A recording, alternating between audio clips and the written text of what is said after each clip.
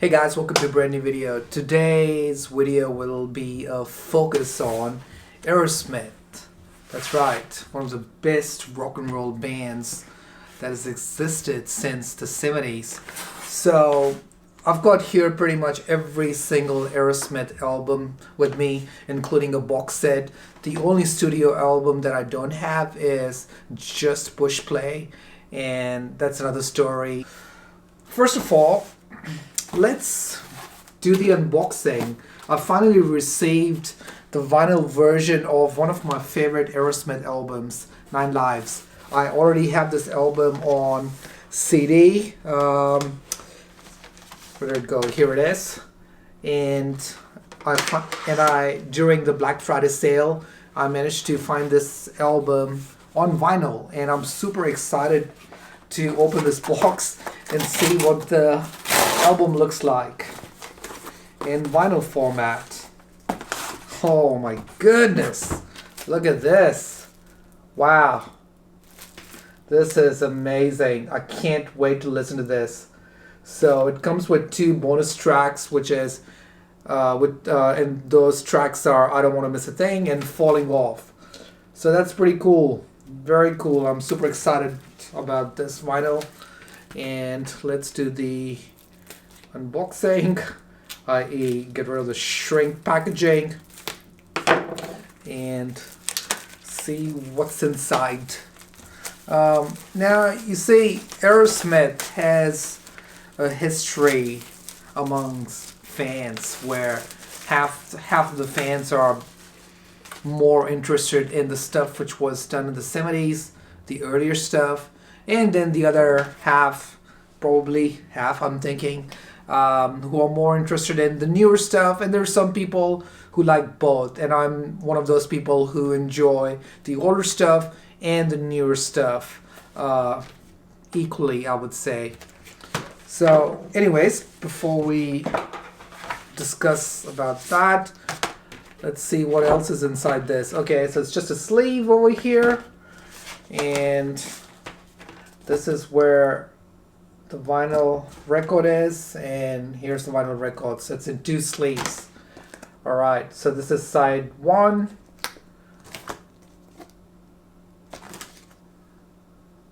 Awesome. So you got side 1, side 2, side 3, side 4, and these would be, oh, this is going to have side 3 and side 4 on it.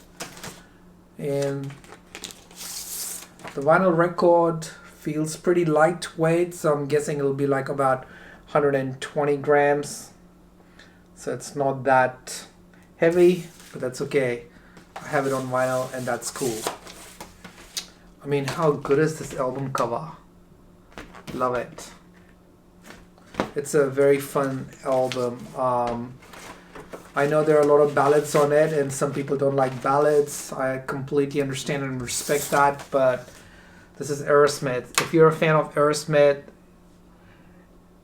you may like the ballads too. Alrighty. So nothing here. It doesn't come with any other booklet. What's over here? So it says, gives you information on the band members, you know, who they are and what instrument they're playing.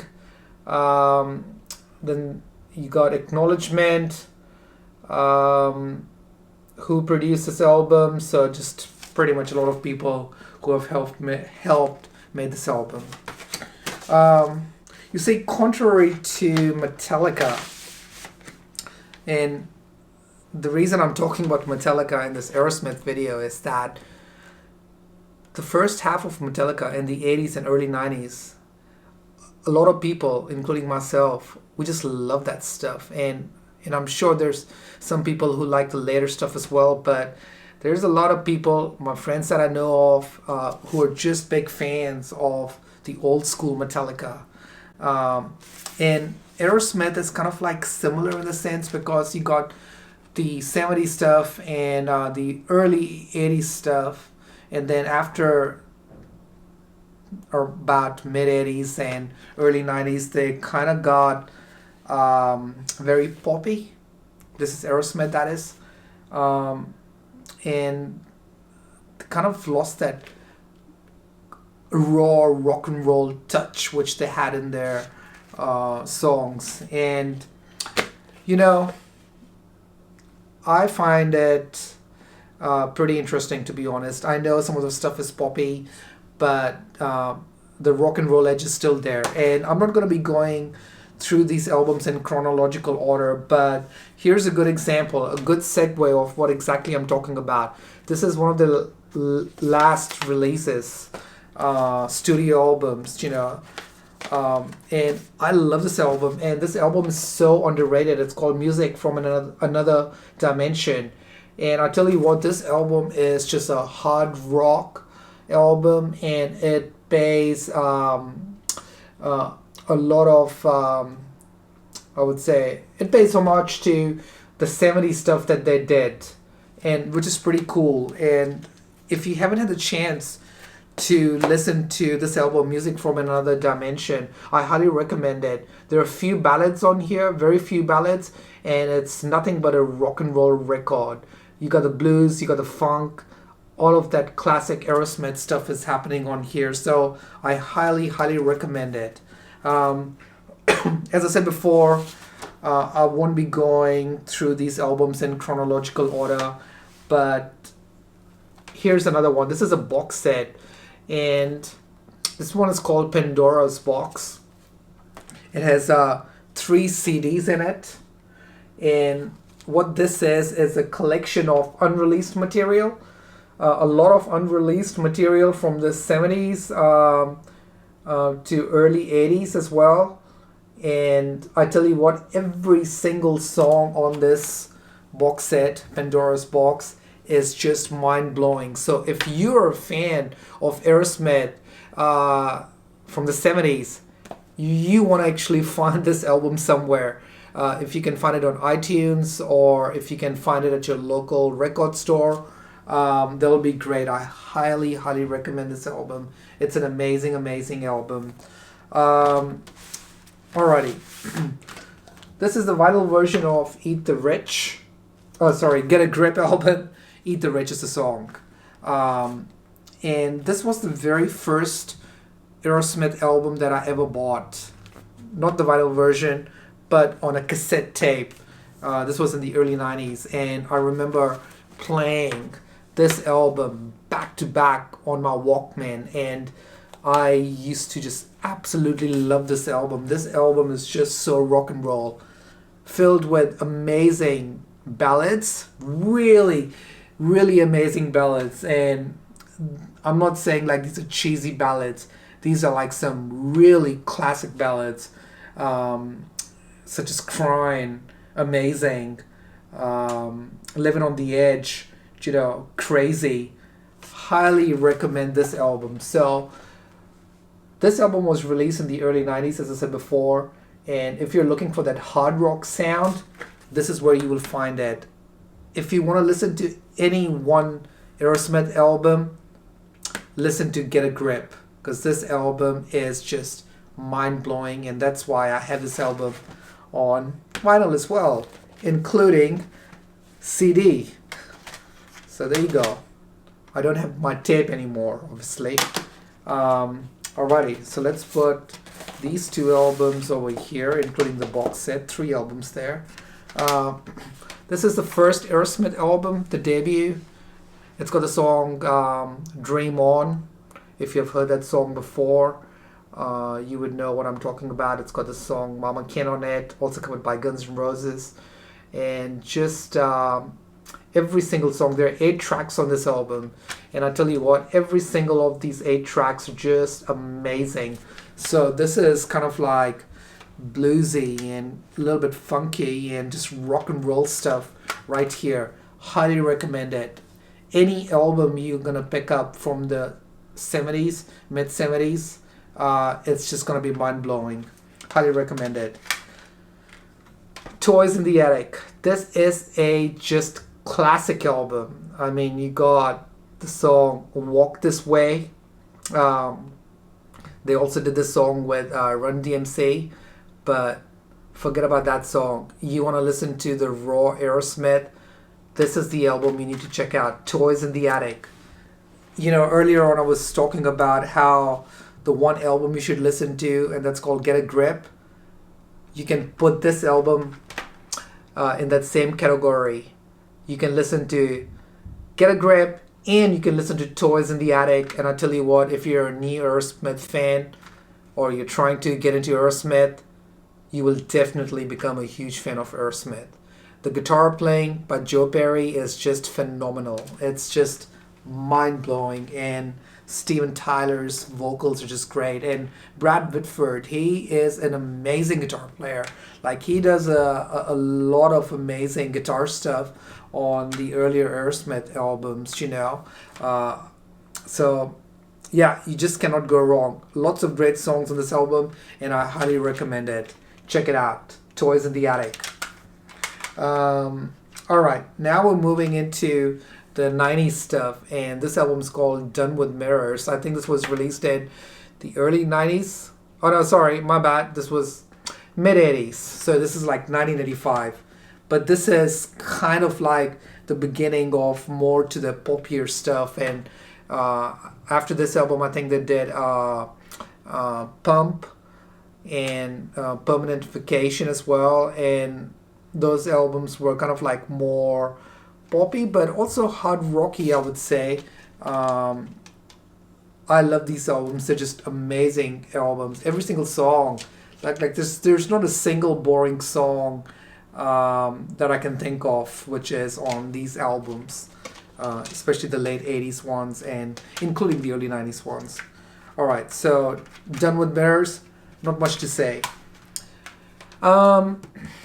This is Aerosmith Live, and it says bootleg, but I don't know the history of this bootleg. Was this like an official bootleg where the band decided and the record company decided, hey, let's release an album, and we're just going to call it bootleg, because back in the days people used to bootleg a lot of albums.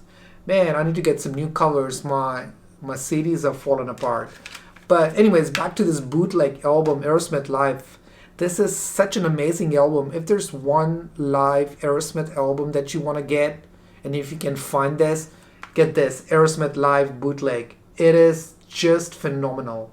It's got Back in the Saddle song, Sweet Emotion, pretty much like all the stuff they did in the mid-70s and late 70s and early 80s, and highly, highly recommend it. Alrighty. Here's another album that I was talking about, Pump. And Pump was released in 1989. Once again, kind of like leading towards more of that poppy, hard rocky sound.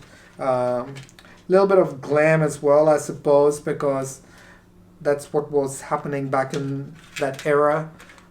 So, you know, people would be like jumping on the same bandwagon. But the big hit from this album is Janie's Got a Gun. If that's a song you want to listen to, which is an amazing song, I love it so much. Check this song out if you haven't heard it. Janie's Got a Gun, and then listen to the rest of the album. And I tell you what, you won't regret it. It's one of my favorite albums. I love it so much. This is one of their earlier albums from the early 80s, I think. This one is called Night in the Ruts.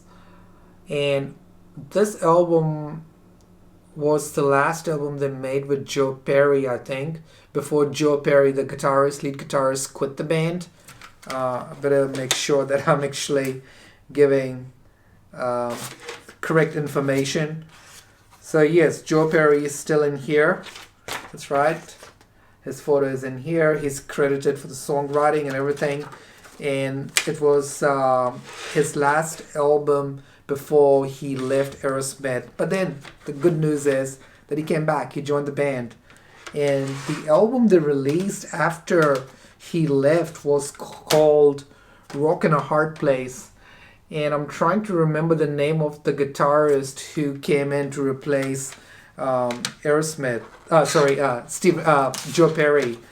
What was his name? His name just escapes me. So let's have a look at the liner notes. I'm not even wearing my reading glasses, so I'm not sure if I'd be able to read it. All right, Jimmy Crispo.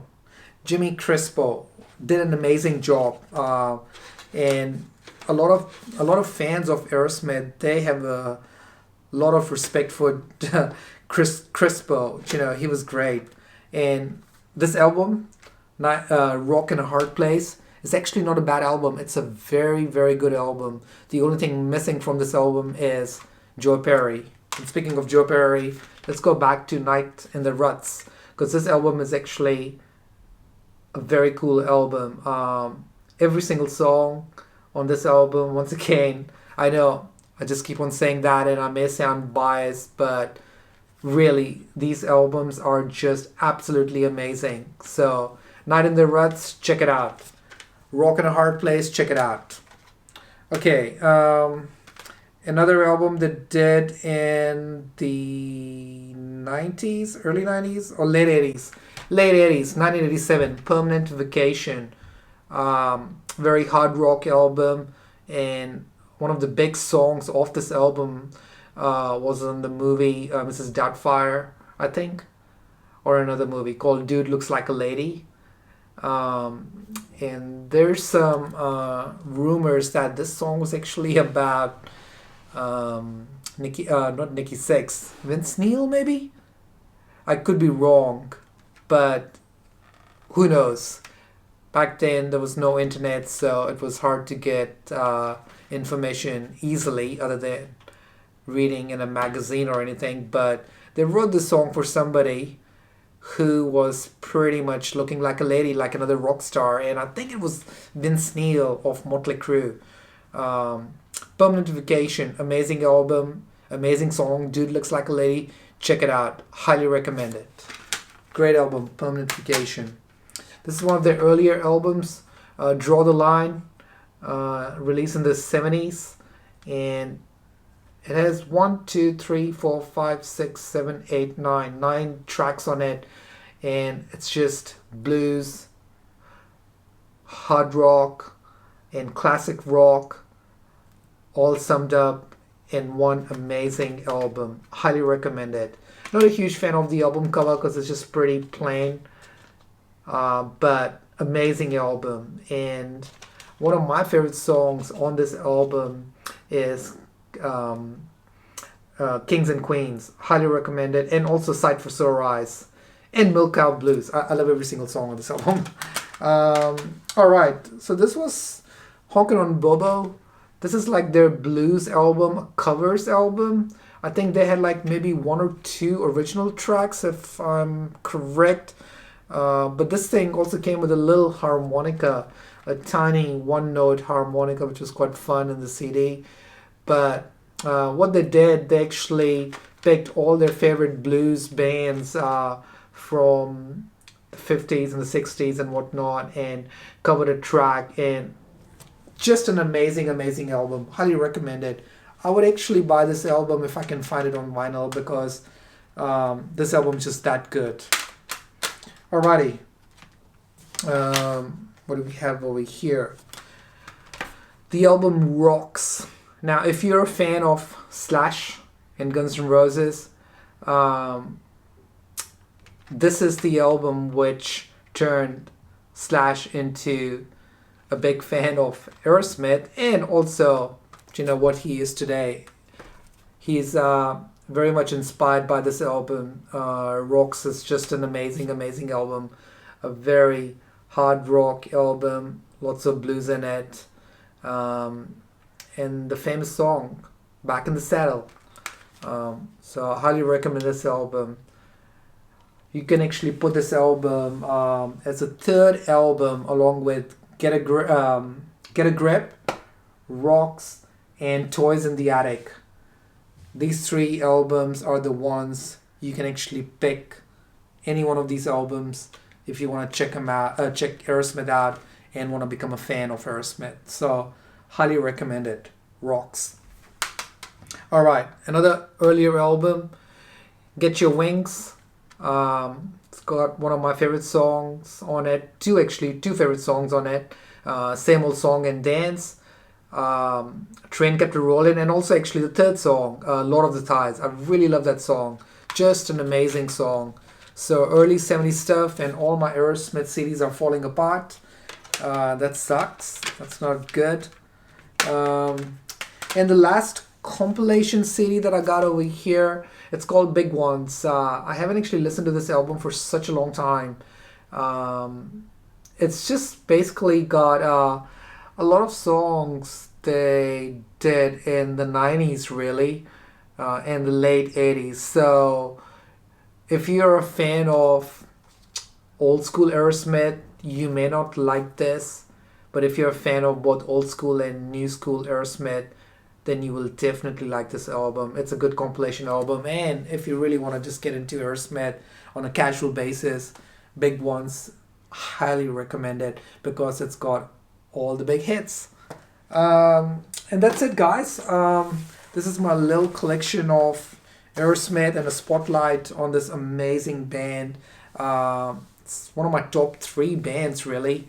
And my guitar playing is highly influenced by obviously Slash and Joe Perry, and it's crazy because Slash's guitar playing is influenced by Joe Perry. So it just goes to show like Joe Perry is the root denominator here, and he's influenced so many musicians and whatnot. So there you go, guys.